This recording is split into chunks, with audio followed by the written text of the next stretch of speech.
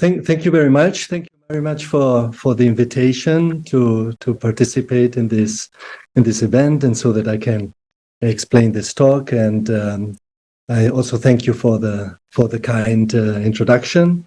I'm going to share my screen now. I have a few slides for the talk of today, and not very many, so I will be talking more than showing things. But they will help a little bit the ideas that I want to convey today to you. So let me share this. I hope now the screen is visible. Okay, so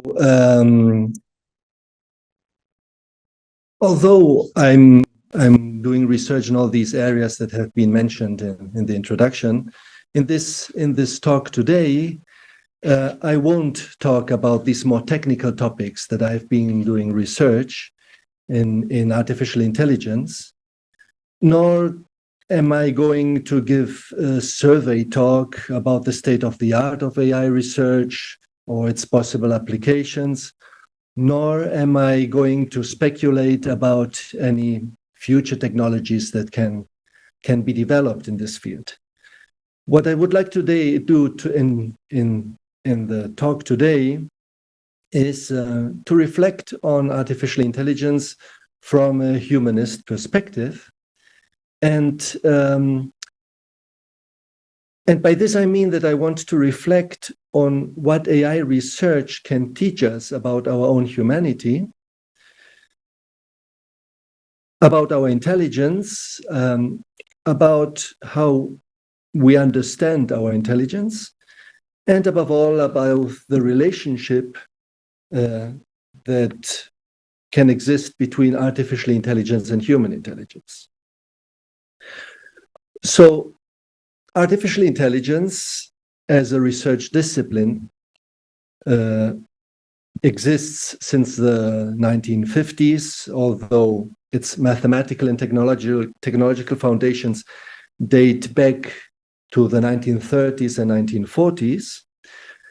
And during these 80 years or so of scientific research, of scientific and technological research in this field, many techniques and applications have been emerged that have gradually been introduced into our daily lives.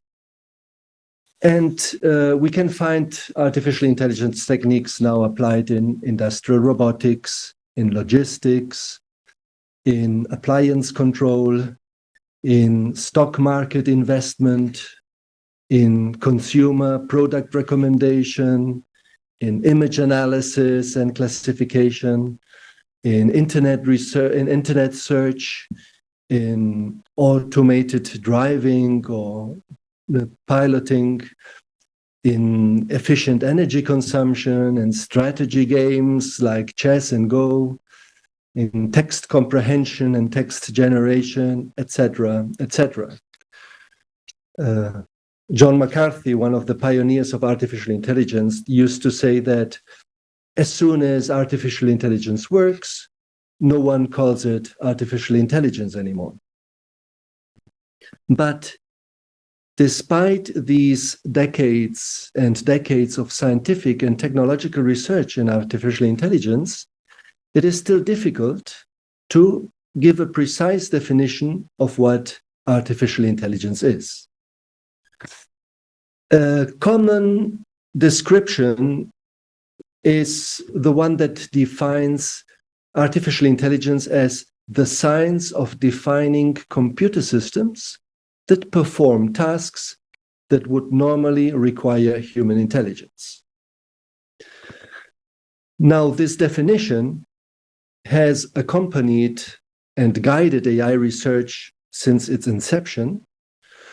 So it has been a useful definition to do research, but I think at the same time, it may be misleading because it defines artificial intelligence in comparison to human intelligence. And this brings forth the idea that AI may be a possible candidate to substitute human intelligence. And although AI has been investigated since the mid-20th century, it has only been in the last decade or so that artificial intelligence has gained a lot of attention from industry, from the media, from the government agencies, and from society at large. The most recent example is all the media attention that have attracted the so-called large language models, such as GPT-3 and its successor, GPT-4, developed by OpenAI, and the application, for example, in chatbot technology, like ChatGPT. This has been largely due to these impressive achievements that AI-based systems have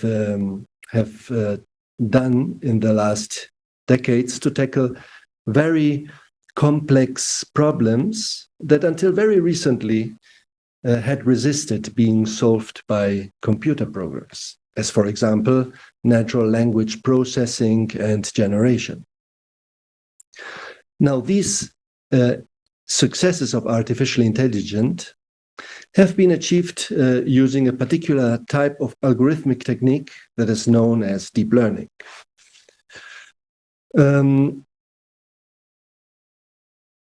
This technique is based on the so-called neural networks, which is the name given to a kind of computational model that is somehow inspired by the neural structure of the brain and the propagation of electromechanical waves by means of synapses. So let me recall very briefly, I'm sure most of you know about this technique and about these neural networks, or have heard before, but I would like to very briefly recall what this technique is about, as it will help me to put artificial intelligence in context with our human intelligence. So, a neural network with which deep learning technique is carried out is not really a network, nor is it made out of neurons. So it is not an electronic brain. It is simply a mathematical function that, given some input values, computes some output values.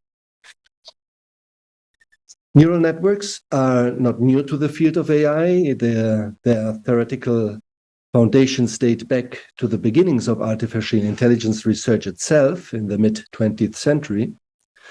However, what has changed in the last decade, and which has led to these recent successes in the application of this technique, is, on one hand, the speed and computational power of current computers to calculate these mathematical functions as coded in networks of many so-called hidden layers, these intermediate layers of neurons that are not linked to input and output values.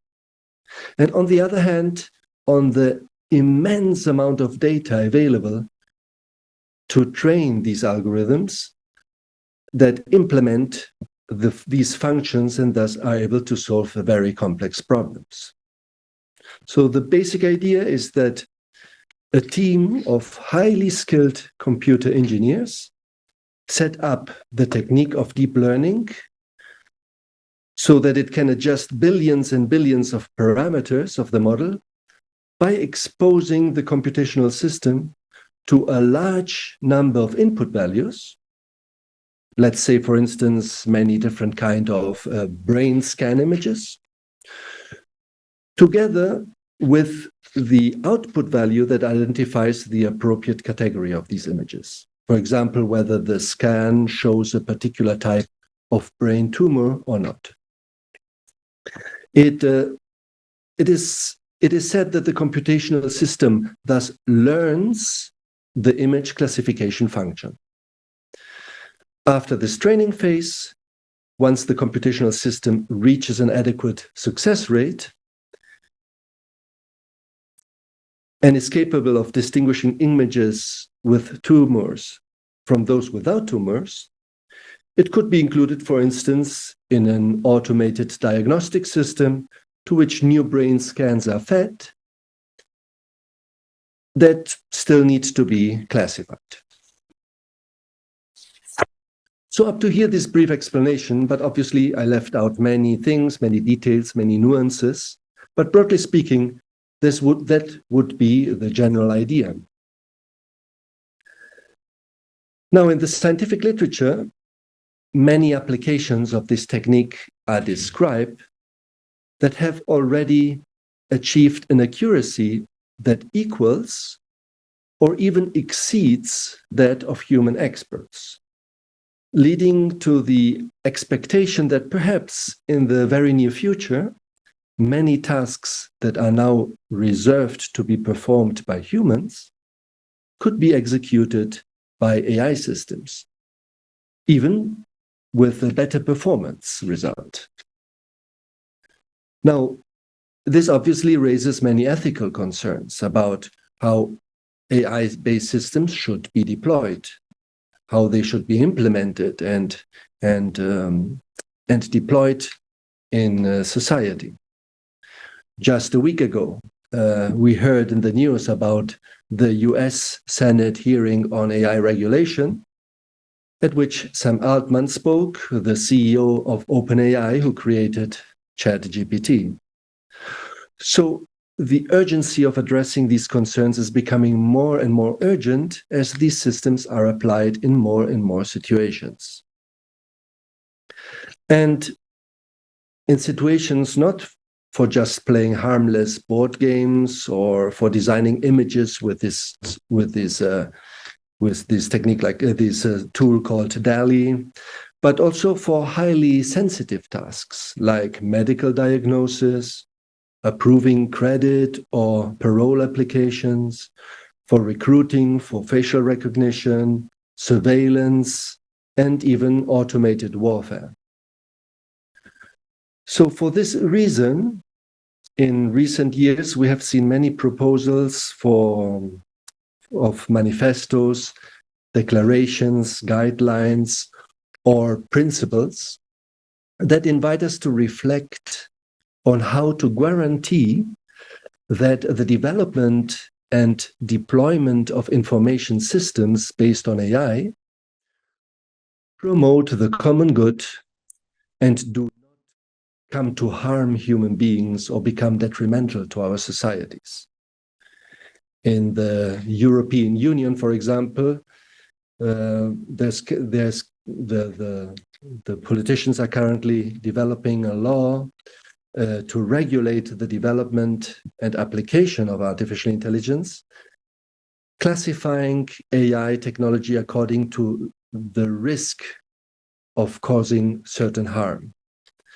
And generative AI systems, such as GPT, for instance, are currently suggested to be considered as high-risk systems, systems that may pose significant threats to health, safety, or fundamental rights of persons. And before deploying these kind of systems, they will require some compulsory conformity assessment. My own research institute presented in 2017 the Barcelona Declaration for the Proper Development and Usage of Artificial Intelligence in Europe, which proposes a general code of conduct for AI professionals. In the first point, for example, it calls for prudence in the actual deployment of AI systems. And this prudence is something that I think is now lacking, since high-risk technology underlying generative AI systems are deployed without such prudency or without any conformity assessment at all. As, for example, AutoGPT, which is a tool that, given a goal in natural language, will attempt to achieve it by breaking it into subtasks and using the internet and other tools to achieve that goal. So, but very often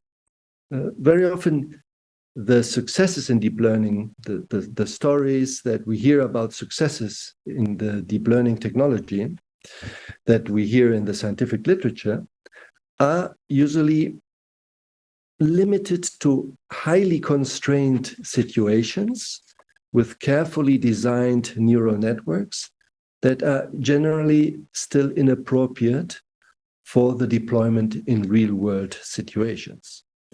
And a premature application of AI technology can be disappointing, and it can even be dangerous. Other issues raised by the Barcelona Declaration are the reliability, the responsibility, the limited autonomy that AI systems must displace, and also what should be the human role in highly sensitive scenarios. So these guidelines are an important step towards beneficial and reliable applications of artificial intelligence. However, the main focus of all these principles and guidelines is still on the results, on the effects of these technologies. Rarely, the assumptions, the motivations, the research directions that drive the professional practice of artificial intelligence practitioners are made explicit and brought to the foreground. So let me reflect here today on some of these basic assumptions and motivations of the AI research program. And to do this, let me do a very short foray back to more than 2,300 years ago at the origins of current Western thought, and specifically to the thought in ancient Greece. Although obviously we must situate this thought of the philosophers of classical Greece in the context of their time and their society, we can say that we have inherited from their thought the great importance that we place on having intelligence, on being intelligence, on the possession of intelligence.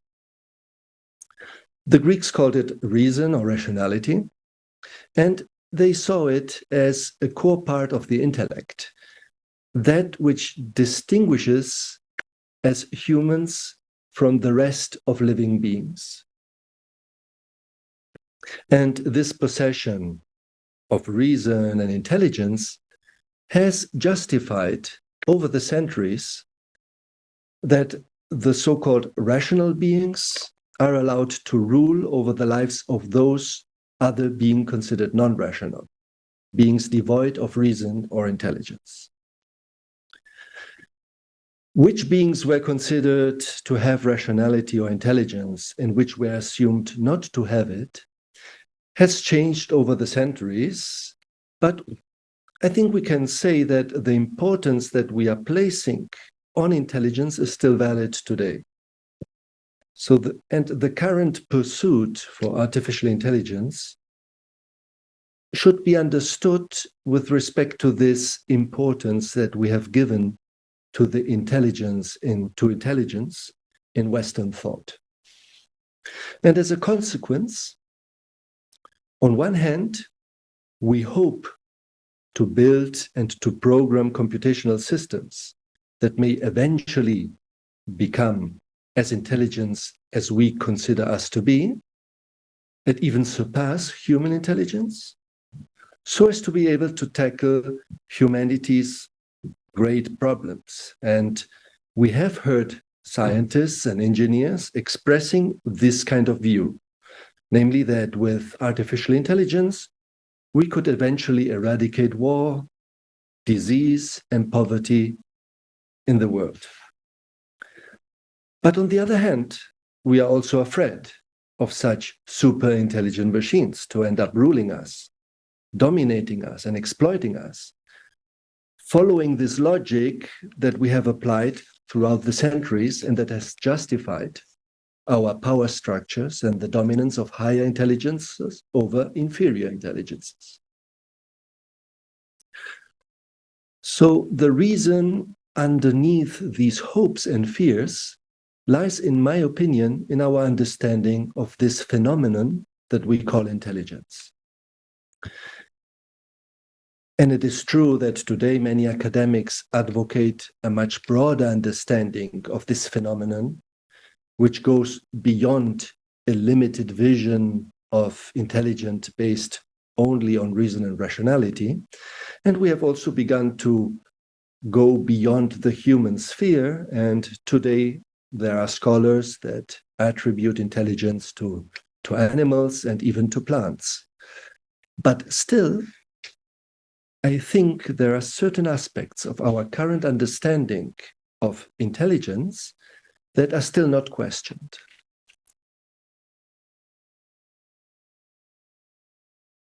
One is that intelligence is recognizable by the ability that we have to learn, to adapt, and to succeed in our interactions with other organisms and the environment.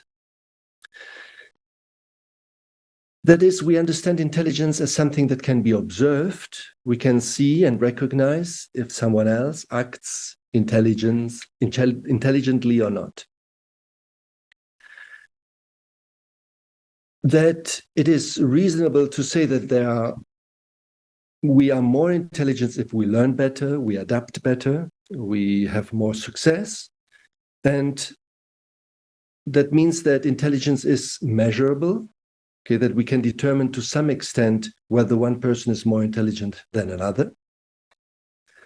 And that intelligence can be attributed to individual entities, to people, to animals, or to plants, but to individual entities. We see them as a property of these entities. And scientific research on intelligence is based on this understanding that views intelligence as something objective, observable, measurable of individual entities. And what artificial intelligence adds to that is also an additional assumption, which is the assumption that intelligence is based on our information processing capabilities as organisms, and that consequently information processing machines such as computers could eventually also exhibit intelligent behavior. Now, this assumption, however, is based, in my opinion, on a misuse, or maybe I should say an abuse of the terms of information and intelligence.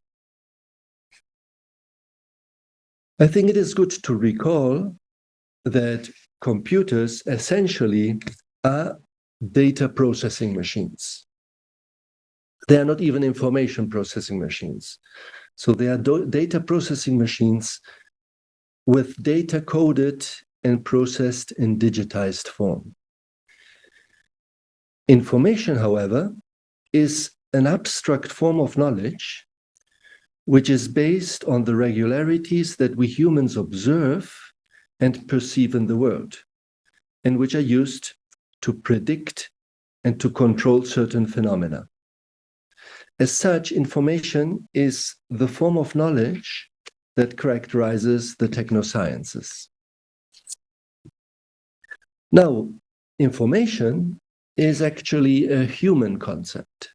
Information has meaning for us humans, and it is we who see computer data processing as information processing. Actually, computers only process digitized representations of numbers, and they do this processing without ever knowing what a number is, or what a representation of a number is, or what it is to process one of these representations.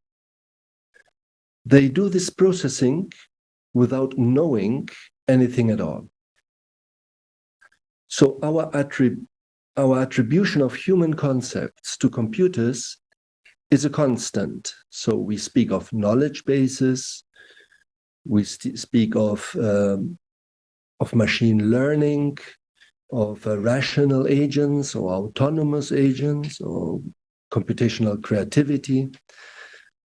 And thus we are expanding the meaning of these terms that these terms originally had,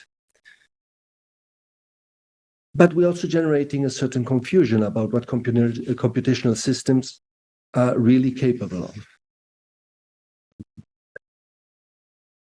Intelligence, the intelligence that manifests itself in human beings is not based, in my view, on a data processing-based intelligence, nor do I think it's an information processing intelligence only.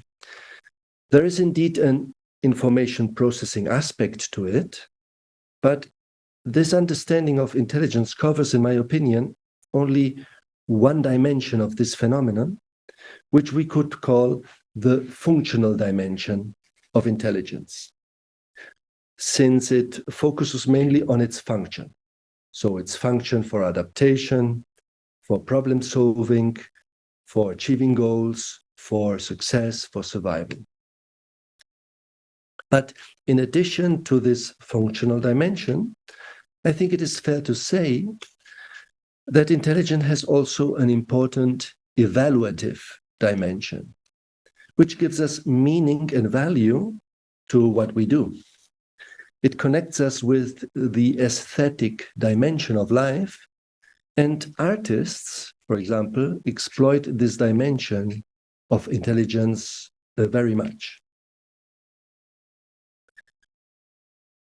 Knowledge, then, is an essential aspect of intelligence when these two dimensions are considered, the functional and the evaluative. So knowledge is not only descriptive, which would be its abstract, informative content approached from a third-person perspective. Rather, it is fully charged with concrete meaning, with emotions, with values, as approached from a first-person perspective. For example, you may have information about what a certain disease, such as cancer, causes to a human body, and you may have information about the best way to deal with this disease by means of drugs and therapies.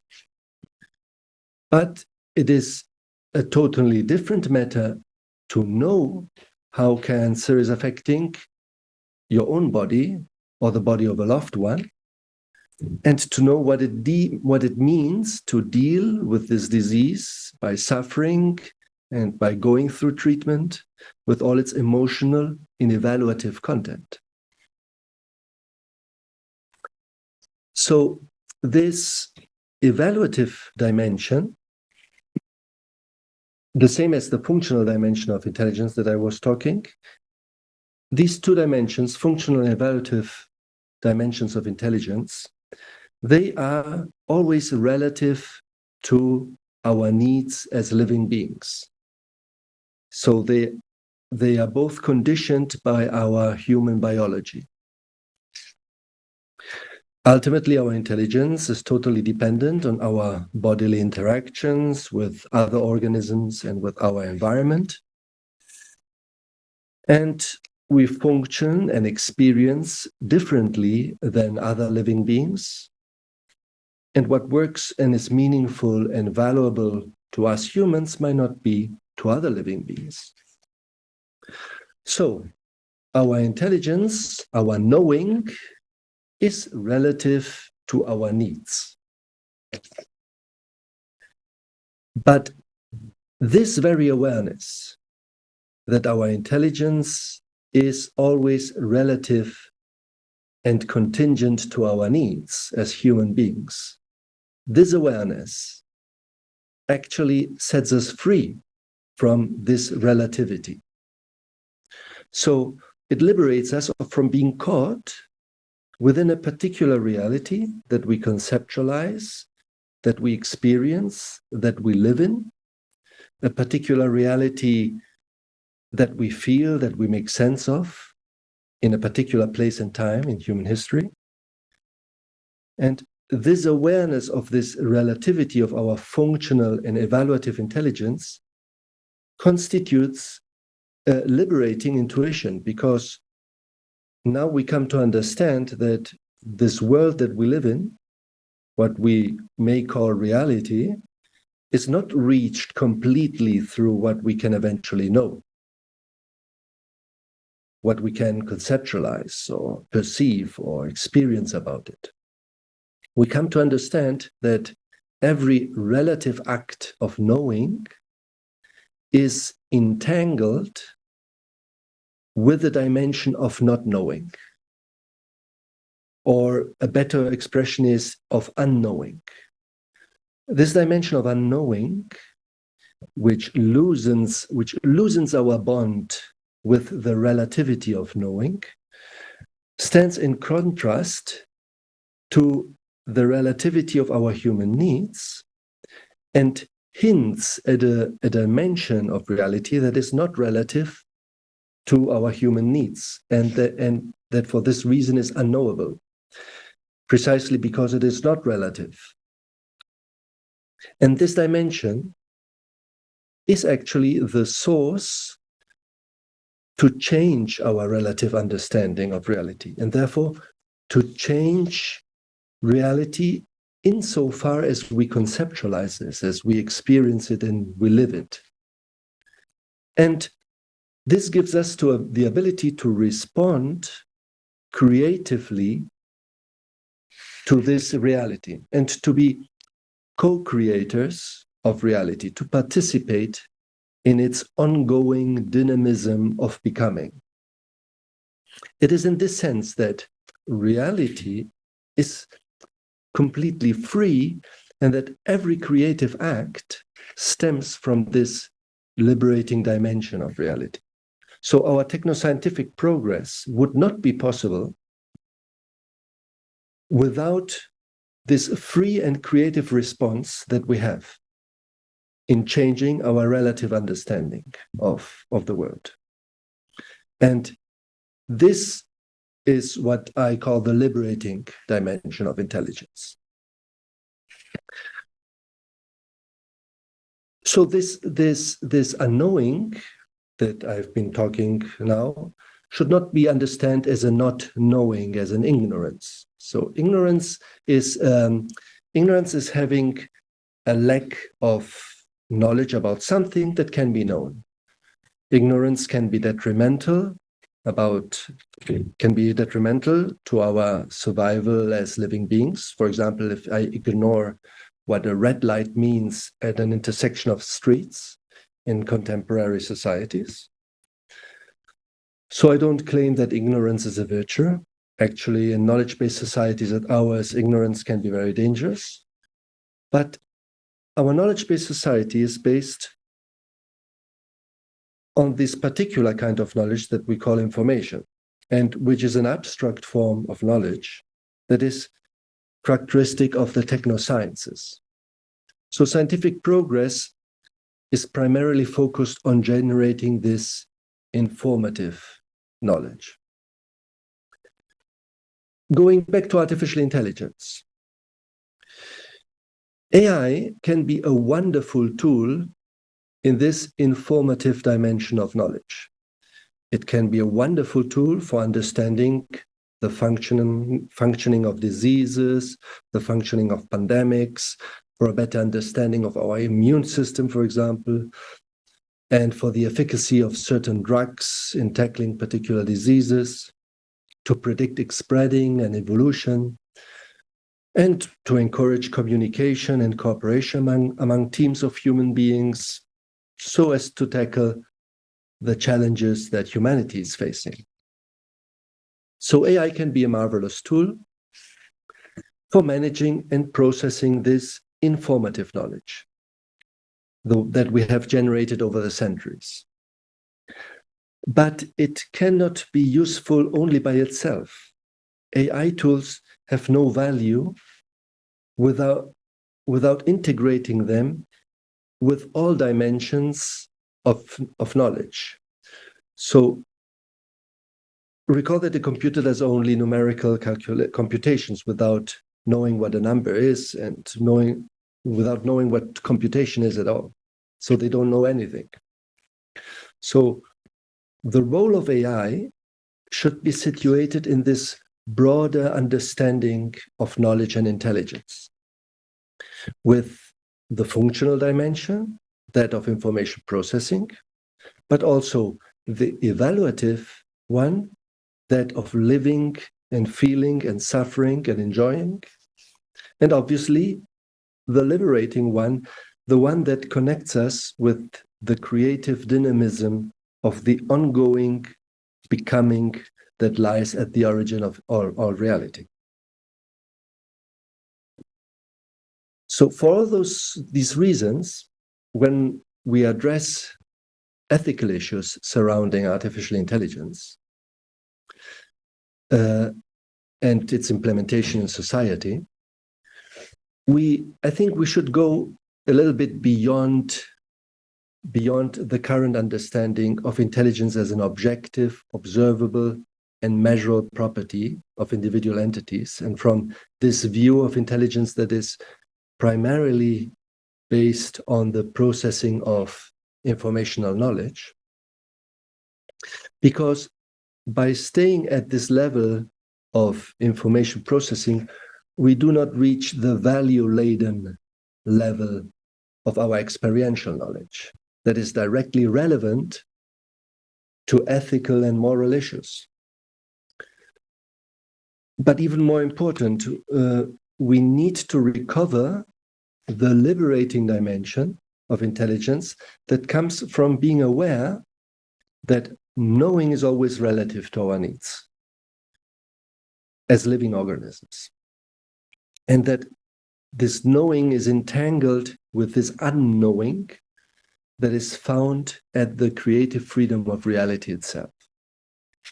So attempting to address ethical issues of AI through information theoretical computer models, although done with good intentions, is, in my opinion, not only insufficient, it also carries a risk of downgrading these problems as if they could be effectively dealt at a theoretical level of information. Let me give an example, a well-known example. I suppose you might have heard about the trolley problem. I mean, this is a problem that has been proposed to reflect on the ethical content of a decision-making process. This problem was already raised in the 1960s, but it has gained notoriety again with the possibility of autonomous cars driven by AI-based computational systems. So the problem talks about a trolley that is running out of control and has to be sent by changing the tracks in one track or another. But in both tracks, there are problems. In one track, there's a worker working, and the other track, there's a group of people talking. So the person that has to steer the trolley in one way or the other has to decide to which direction to send this trolley. And there are lots of variants of this problem where the worker is maybe just one child playing, and the group of people maybe are elderly people, I don't know, all these kind of variations that exist to talk and discuss about what decisions should be taken and what moral and ethical implications this has.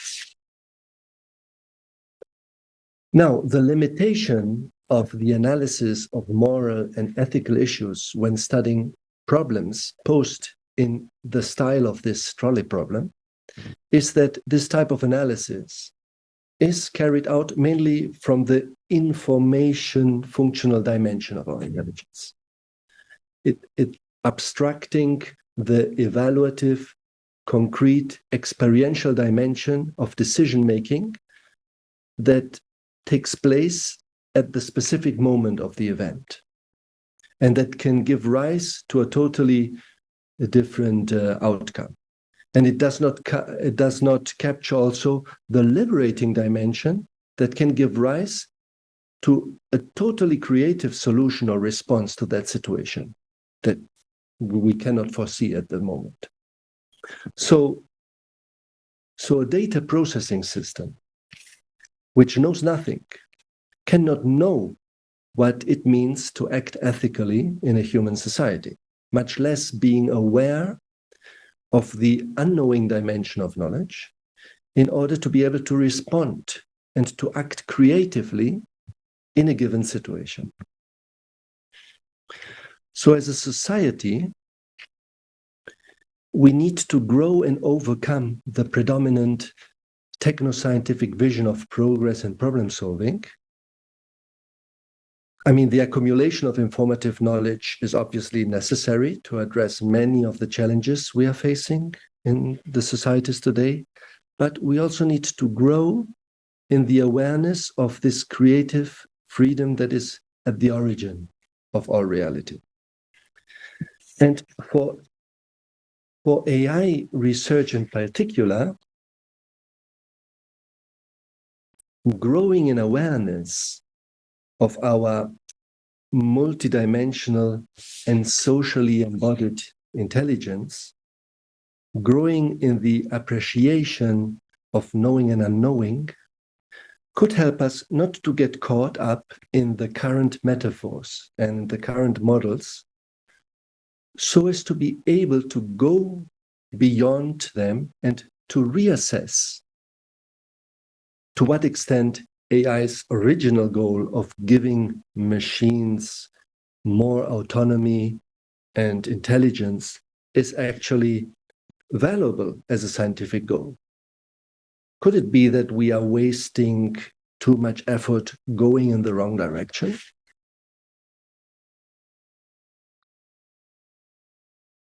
Our current understanding of intelligence, that I think should also be transcended, is this view that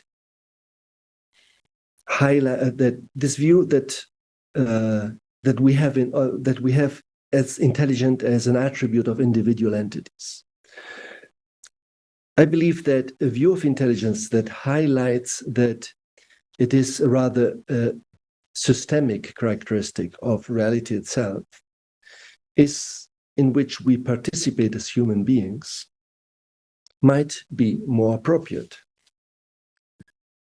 Let's foster this paradigm shift, not seeing intelligence as attributed that we possess as individuals, because human beings cannot be isolated, intelligent entities, because it is through our understanding of the interaction with our environment and our participation in society that we constitute ourselves as intelligent human beings.